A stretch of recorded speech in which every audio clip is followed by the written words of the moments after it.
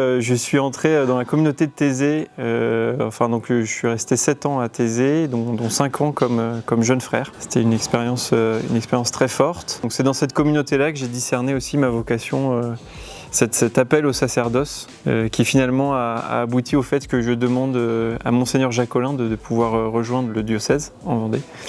Et voilà, pour commencer la formation au séminaire.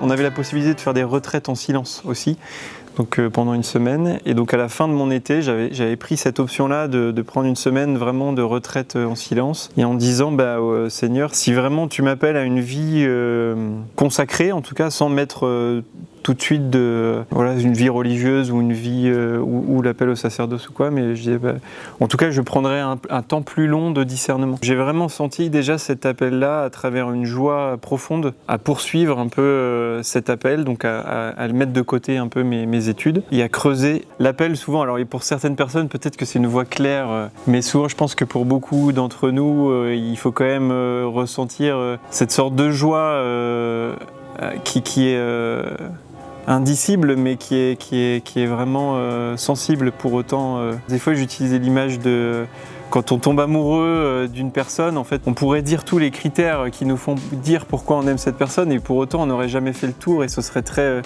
restrictif en fait de dire parce qu'en fait une personne on l'aime pas pour ses qualités seulement ou quoi, mais pour tout ce qu'elle est. Je pense que l'appel à suivre le Christ se fait un peu de cette façon-là.